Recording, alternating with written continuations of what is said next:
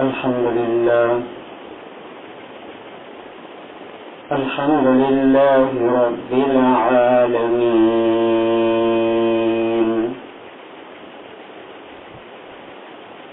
الصلاة والسلام على أشرف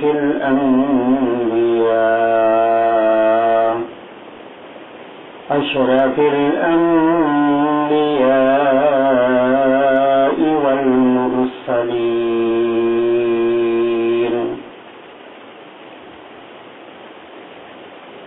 وعلى آله وأصحابه الطيبين الطاهرين،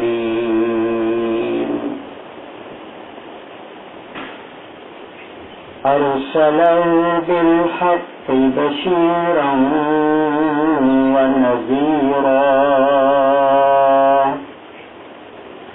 وداعيا إلى الله بإذنه وسراجا منيرا. أما بعد، فأعوذ بالله من الشيطان الرجيم. بسم الله الرحمن الرحيم. قال ربكم ادعوني أستجب لكم. صدق الله وصدق رسوله النبي الكريم، ونحن على ذلك لمن الشاهدين والشاكرين، والحمد لله رب العالمين. رب اشرح لي صدري ويسر لي أمري واحلل عقدة من لساني يفقهوا قولي. رب زدني علما، رب زدني علما، رب زدني علما. سبحانك لا علم لنا إلا ما علمتنا، إنك أنت العليم الحكيم. سبحان ربك رب العزة عما يصفون، وسلام على المرسلين، والحمد لله رب العالمين.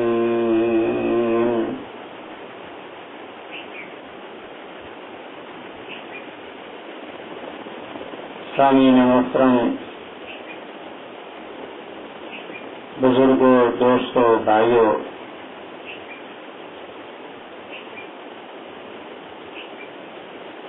شعبان المبارک کا یہ مقدس اور مطہر مہینہ شروع ہے.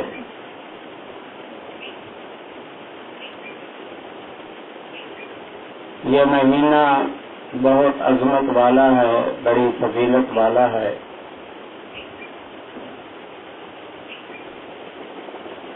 اللہ تعالیٰ کو راضی کرنے کا یہ مہینہ ہے. اللہ کے محبوب صلی اللہ علیہ وسلم اس مہینے میں بھی روزوں کا اہتمام فرمایا کرتے تھے، رات کے قیام کا اہتمام بھی فرمایا کرتے تھے. رات کو اٹھ کر اللہ تعالی کی بارگاہ میں التجا فرمایا کرتے تھے، امت کے لیے رویا کرتے تھے. اور نبی علیہ الصلوۃ والسلام کا عمل یہ امت کے لیے بہترین نمونہ ہوتا ہے. ہمیں بھی اپنے محبوب صلی اللہ علیہ وسلم کی اتباع میں اس مہینے کے اندر قیام، رات کے قیام کا اہتمام کرنا چاہیے. اور درود شریف کی کثرت کرنی چاہیے، کیونکہ تمام اعمال میں سے سب سے زیادہ مقبول ترین عمل جو اللہ رب العالمین کو پسند ہے وہ درود شریف کا عمل ہے، کہ یہ ایک ایسی عبادت ہے جس عبادت میں اللہ بھی شریک ہیں، اللہ کے فرشتے بھی شریک ہیں، تو اس درود شریف کا کثرت کے ساتھ اہتمام کرنا چاہیے۔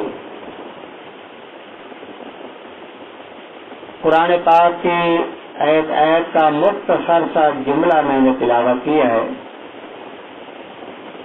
کیونکہ یہ رات شب برات کی جو رات ہے یہ اللہ تعالیٰ کو پکارنے کی رات ہے، تو اللہ تعالیٰ نے حکم دیا ہے، قال فرمایا اللہ تعالیٰ نے، ربکم ادعونی استجب لکم، تمہارے پالنے والے اللہ نے یہ فرمایا ہے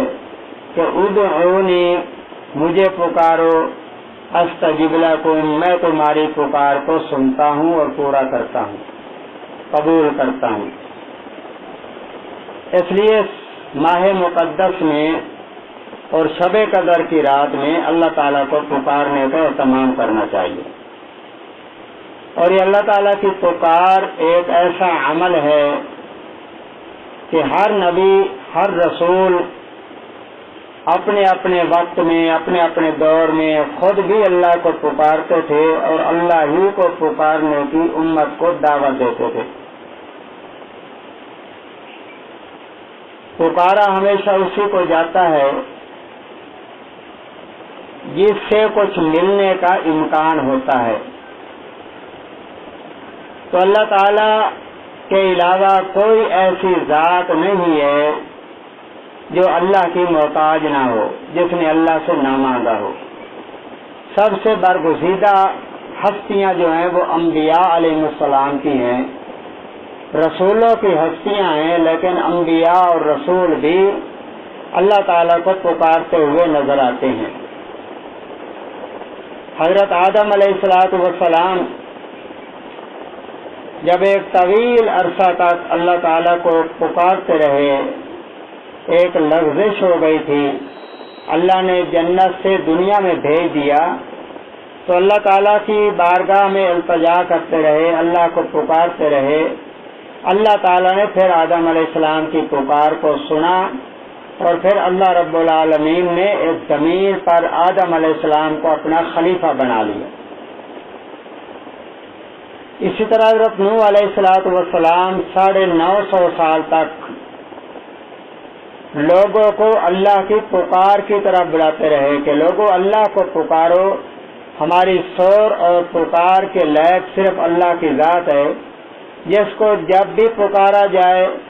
جس وقت بھی پکارا جائے، وہ پکار سنتا بھی ہے اور اس کو پورا بھی کرتا ہے۔ یہی ایک دعوت 950 سال تک طویل عرصے تک دیتے رہے، اور پھر اللہ تعالیٰ کو یوں پکارا کہ یا اللہ اب تو میں تھک گیا ہوں،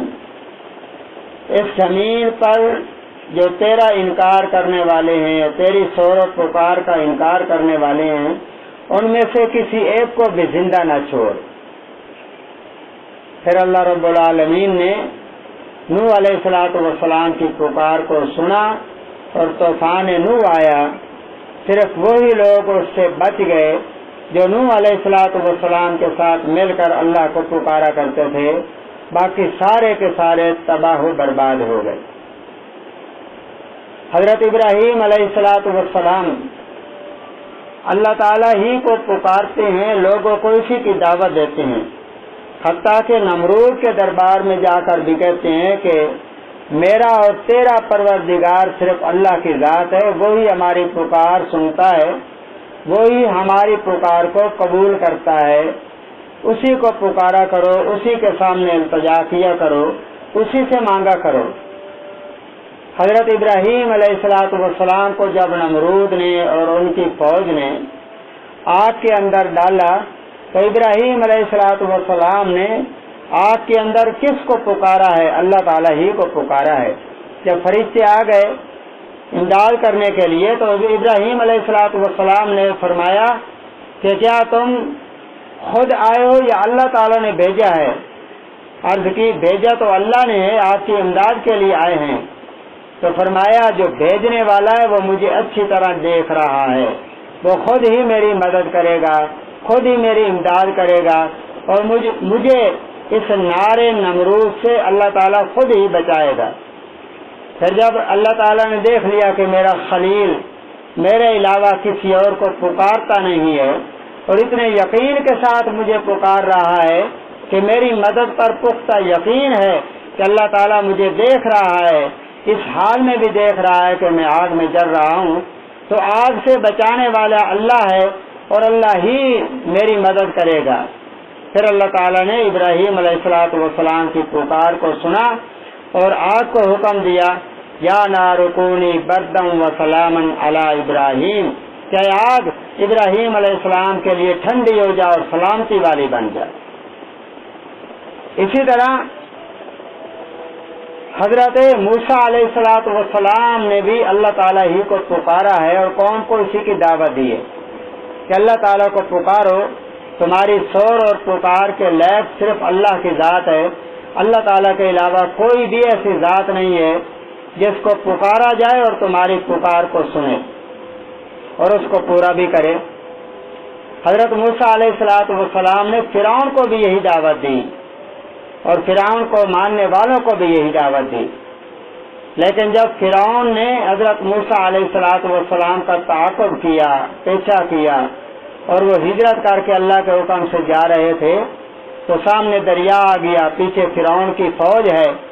اس وقت حضرت موسیٰ علیہ السلام نے اللہ ہی کو پکارا اور اپنی بنی اسرائیل قوم کو حکم دیا کہ اللہ کو پکارو، تمہاری شور اور پکار کے لائق اللہ ہے، اللہ تمہاری شور و پکار کو سنے گا اور تمہاری مدد کرے گا۔ جب اللہ تعالیٰ کو پکارا، اللہ تعالیٰ نے حضرت موسیٰ علیہ السلام کی پکار کو سنا اور موسیٰ علیہ السلام کو اللہ نے حکم دیا کہ یہ عصا جو آپ کے ہاتھ میں ہے اس کو دریا پر مارو۔ دریا پر جب مارا تو 12 رستے بن گئے اور موسیٰ علیہ السلام اور اس کو ماننے والے، اللہ کو پکارنے والے، اللہ سے مدد مانگنے والے دریا کو پار کر گئے، اور فرعون کا لشکر جب اس دریا میں داخل ہوا تو اللہ نے حکم دیا کہ راستے ختم ہو جائیں، پانی کو حکم دیا تو کہ پہلی کی طرح چلنا شروع کر دے، وہ سارے گھر کو گئے۔ ہمیشہ بچہ وہی ہے جس نے اللہ کو پکارا ہے، اللہ تعالیٰ کو ہی اپنا مشکل وقت کے اندر پکارا ہے، تو اللہ تعالیٰ نے ان کی پکار کو سنا اور اللہ نے ان کو بچا لیا، ان کی مدد کی۔ اور جنہوں نے اللہ کو نہیں پکارا، اللہ تعالیٰ نے ان کو ہمیشہ کے لیے مٹا دیا، ہمیشہ کے لیے۔ تو اسی طرح میرے بھائیوں، حضرت عیسیٰ علیہ السلام نے بھی اپنی قوم کو یہی دعوت دی ہے کہ ان اللہ ربی و ربکم فاعبدوہ ھذا صراط مستقیم، کہ میرا اور تمہارا رب پالنے والا صرف اللہ ہی ہے، بس اسی کی عبادت کرو اور یہی صراط مستقیم ہے، سیدھا راستہ یہی ہے کہ اللہ کی عبادت کی جائے، اللہ تعالیٰ کو پکارا جائے، اللہ کے سامنے التجا کی جائے۔ اللہ تعالیٰ نے پھر عیسیٰ علیہ السلام کی التجا کو بھی سنا اور حضرت عیسیٰ علیہ السلام کو اللہ نے زندہ آسمانوں پر اٹھا لیا، اور جو دشمن تھے، قتل کرنا چاہتے تھے، اللہ نے ان کے وار سے اپنے اس حضرت عیسیٰ علیہ السلام کو، روح اللہ کو بچا لیا۔ اسی طرح آپ دیکھیں کہ حضرت یوسف علیہ السلام کو جب بھائیوں نے کنویں کے اندر ڈال دیا، تب اس کنویں کے اندر کوئی سننے والا نہیں تھا۔ حضرت یوسف علیہ السلام نے اس کنویں کے اندر اللہ تعالیٰ کو پکارا کہ یا اللہ، اس اندھیرے کے اندر اور اس موت کے گڑھے کے اندر اگر بچانے والی کوئی ذات ہے وہ تیری ذات ہے، تو ہی مجھے بچا سکتا ہے۔ پھر اللہ رب العالمین نے قافلے والوں کی مدد سے حضرت یوسف علیہ السلام کو بچایا۔ جب اللہ نے دیکھا کہ میرا یوسف علیہ السلام مجھے ہی پکارتا ہے، اور جب زلیخا نے حملہ کیا اور برائی کا ارادہ کیا، اس وقت بھی یوسف علیہ السلام نے اللہ تعالیٰ کو پکارا کہ اللہ تو ہی اس برائی سے مجھے بچا سکتا ہے اور بچانے والا کوئی نہیں۔ پھر اللہ تعالیٰ نے حکم دیا کہ میرے یوسف، جب تیرا یقین اتنا پختہ ہے کہ اللہ کے سوا کوئی بچانے والا نہیں ہے، تو پھر دروازوں کی طرف دوڑنا اور ہاتھ کا اشارہ کرنا تیرا کام ہے، دروازوں کو کھول دینا میرا کام ہے۔ سارے دروازے کھلے اور باہر نکلے اور پھر جیل کے اندر گئے۔ جیل کے اندر بھی حضرت یوسف علیہ السلام نے اللہ ہی کو پکارا۔ اللہ پاک نے جب اپنے یوسف علیہ السلام کو دیکھا کہ میرے علاوہ کسی اور کو پکارنے کا یہ تصور ہی نہیں کر سکتے، تو پھر یوسف علیہ السلام کو جیل سے نکال کر مصر کا بادشاہ بنا دیا۔ شور و پکار کے لئے اللہ ہے۔ اور جب یوسف علیہ السلام کی جدائی ہوئی اور یعقوب علیہ السلام کو غم ہوا، پریشانی ہوئی، تو یعقوب علیہ السلام نے اس پریشانی کے عالم میں اللہ تعالیٰ ہی کو پکارا ہے، اللہ کے علاوہ کسی اور کو نہیں پکارا۔ اللہ تعالیٰ نے پھر یعقوب علیہ السلام کی پکار کو سنا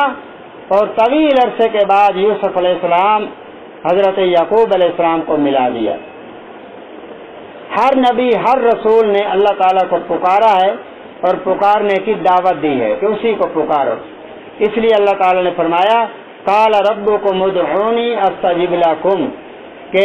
اللہ تعالیٰ فرماتے ہیں کہ مجھے ہی پکارو اور میں ہی تمہاری پکار کو سننے والا ہوں، میرے سامنے التجا کرو، ہاتھ پھیلاؤ۔ اور حضرت امام الانبیاء خاتم النبیین حضرت محمد صلی اللہ علیہ وسلم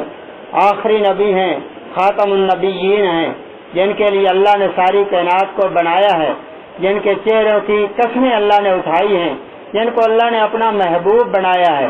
باقی کسی نبی کو محبوب نہیں کہا، لیکن امام الانبیاء کو اللہ نے اپنا محبوب کہا ہے، اپنا حبیب کہا ہے، اور سب سے زیادہ پیار اپنے اس محبوب سے اللہ رب العالمین نے کیا ہے۔ تو حضرت محمد عربی صلی اللہ علیہ وسلم بھی جب بھی مشکلات آئی ہیں اللہ تعالیٰ کو پکارا ہے، اور سارے صحابہ کرام کو یہی دعوت دی ہے کہ اللہ کو پکارو۔ حضرت بلال رضی اللہ تعالیٰ عنہ جب ان کو ریت پر لٹایا جاتا اور پتھر کی بھاری چٹان سینے پر رکھ دی جاتی، اور بعض روایات کے اندر آتا ہے پاؤں اور ہاتھوں کی تلیوں کے اندر کیل گاڑ دیے جاتے تھے کہ حرکت نہ کر سکے، لیکن اس حال میں بھی حضرت بلال کی زبان پر احد احد کا نعرہ تھا کہ ہمارا جو مشکل کشا حاجت روا ہے اور جو ہماری شور اور پکار کے لائق ہے وہ صرف اللہ تعالیٰ کی ذات ہے، اس کے علاوہ کوئی ذات نہیں ہے۔ اللہ تعالیٰ نے پھر نجات کیسے دی ہے؟ حضرت ابوبکر صدیق رضی اللہ تعالیٰ عنہ جب وہاں سے گزرے، دیکھا کہ امیہ ظلم کر رہا ہے حضرت بلال پر، تو امیہ سے ان کو خرید کر جتنی رقم اس نے مانگی وہ اپنی جیب سے دی اور حضرت بلال کو خرید کر آزاد فرما دیا کہ اب کھل کر اللہ کی عبادت کر، جس کو پکارنے کے سبب تجھے تکلیفیں پہنچائی جاتی تھیں، آج تو ان تکلیفوں سے آزاد ہو چکا ہے اور کھول کر اللہ تعالیٰ ہی کو پکارتا رہے۔ اور حضور نبی کریم صلی اللہ علیہ وسلم کی اس بات کا اثر صحابہ کرام پر بہت ہوا کہ جب بھی کوئی مشکل وقت آیا ہے نا، صحابہ کرام نے اللہ ہی کو پکارا ہے۔ حضرت عمران ابن حسین رضی اللہ تعالی عنہ ایک صحابی ہیں، جلیل و قدر صحابی ہیں، ان کو ایک تکلیف ہو گئی کہ ایک ناسور نکلا کمر پر اور ایسا گہرا تھا، اتنا شدید تھا کہ وہ اٹھ کر بیٹھ بھی نہیں سکتے تھے، کروٹ بھی نہیں بدل سکتے تھے۔ اسی حال کے اندر 32 سال گزارے، اور جب بھی کوئی پوچھنے والا ان کے پاس جاتا تو وہ جواب میں یہی کہتے کہ میرا اللہ مجھے دیکھ رہا ہے، اس نے مجھے تکلیف دی ہے تو مجھے شفا دینے والا بھی اللہ ہے، اللہ ہی مجھے شفا دے گا۔ اسی حال کے اندر انہوں نے طویل عرصہ زندگی کا گزارا ہے۔ اور اسی طرح کوئی بھی ایسا صحابی نہیں ملتا جس نے حضور نبی کریم صلی اللہ علیہ وسلم کی اس دعوت پر لبیک کہتے ہوئے اللہ تعالیٰ ہی کو نہ پکارا ہو۔ ہر صحابی کی پکار اللہ ہی کی ذات تھی کہ اللہ سے مانگو، اللہ ہی دینے والا ہے، اس کو پکارو، وہی پکار سنتا ہے۔ اور پکارا بھی اسی کو جاتا ہے جس پر یہ یقین ہوتا ہے نا کہ اس کو پکاروں گا جو بھی مانگوں گا وہ ملے گا ضرور۔ یہی یقین تو حضور نبی کریم صلی اللہ علیہ وسلم نے بنایا تھا صحابہ کرام کا کہ اللہ کی ذات ایسی ہے جس سے جب بھی مانگو گے، دن کو رات کو، مشکل وقت میں، ہر حال میں اللہ تعالیٰ ہی تمہاری پکار کو سنتا ہے اور تمہاری مدد بھی کرتا ہے، اور تمہاری پکار کے مطابق، تمہارے چاہت کے مطابق تمہاری ضرورتوں کو پورا کرنے والا بھی اللہ ہی ہے۔ اور میرے بھائیوں، مشرکین مکہ جو تھے حالانکہ شرک کرتے تھے، بتوں کے پجاری تھے، لیکن وہ بتوں سے مانگا کرتے تھے، لیکن جب بیڑی کے اندر، کشتی کے اندر بیٹھتے تھے نا سفر کرنے کے لیے، اس وقت وہ سب کو کہہ دیتے تھے کہ بھائی اب اللہ کو پکارنا ہے، اس لیے کہ اس کشتی سے جن کو ہم پکارتے ہیں وہ نہیں بچا سکتے، اگر بچائے گا تو وہ اللہ ہی بچائے گا۔ یعنی یہ یقین ان کا بھی تھا کہ ڈوبنے سے بچانے والی ذات اللہ کی، اللہ کے علاوہ کوئی ذات نہیں ہے۔ تو اس لیے اللہ تعالیٰ ہی کو پکارنا یہی قرآن کا حکم ہے، اور یہی نبی کریم صلی اللہ علیہ وسلم کا مبارک طریقہ ہے۔ آپ نے ہر حال میں، ہر لمحے اللہ کو پکارا ہے۔ طائف کے اندر گئے جب دعوت و تبلیغ کے حوالے سے، اور قبیلہ ثقیف کے 3 سرداروں کو دعوت دی، انہوں نے جواب دیا اور نازیبا الفاظ کہے۔ پھر آپ صلی اللہ علیہ وسلم جب نا امید ہو کر واپس لوٹے اور ایک درخت کے نیچے جا کر بیٹھ گئے، اور فرشتہ آ گیا، آ کے عرض کرنے لگا کہ حکم ہو تو ہم ان دونوں طائف کی پہاڑیوں کو ملا کر اس قوم کو اس طرح کر دیں جیسے چکی کے اندر دانا پیس دیا جاتا ہے، ان کو نیست و نابود کر دیں۔ آپ صلی اللہ علیہ وسلم نے فرمایا کہ اللہ نے مجھے رحمت بنا کے بھیجا ہے، زحمت بنا کے نہیں بھیجا، میں عذاب دینے کے لیے نہیں آیا بلکہ عذاب سے نجات دلوانے کے لیے آیا ہوں۔ اس لیے اس چیز کی ضرورت نہیں ہے، اور اسی موقع پر اللہ کو پکارا ہے کہ اللہم اہد قومی فانہم لا یعلمون، اے اللہ اس میری قوم کو ہدایت دے کہ یہ مجھے جانتے نہیں ہیں، میرا مرتبہ نہیں پہچانتے، اگر یہ مجھے پہچانتے ہوتے تو مجھے پتھر نہ مارتے، مجھے گالیاں نہ دیتے، انہوں نے مجھے پہچانا نہیں، میرا مقام، میرا مرتبہ نہیں پہچانا، اس لیے مجھے پتھر مار رہے ہیں، اس لیے مجھے ستا رہے ہیں۔ اے اللہ ان کو تباہ نہ کرنا، ان کو برباد نہ کرنا، بلکہ ان کو ہدایت دے، اور میں امید کرتا ہوں کہ اس قوم سے ایسے لوگ پیدا ہوں گے جو میری دعوت کو قبول کرنے والے ہوں گے۔ پھر دنیا نے دیکھا ہے کہ اللہ کے محبوب کی پکار کو اللہ نے سنا، اور پھر اسی قبیلہ ثقیف سے محمد بن قاسم پیدا ہوا جنہوں نے یہ سندھ تک کا علاقہ فتح کر دیا، اسلام کا پرچم لہرایا ہے۔ اس لیے ہر حال میں اللہ کو پکارنا ہے۔ قال ربکم ادعونی استجب لکم، اللہ تعالیٰ خود حکم فرما رہے ہیں کہ مجھے پکارو اور میں تمہاری پکار کو قبول کرتا ہوں، سنتا ہوں۔ اس لیے اللہ کو پکاریں گے، اللہ ہماری پکار سنے گا۔ تو اللہ تعالیٰ سے دعا ہے۔ یہ رات آ رہی ہے شب برات کی، عنوان کو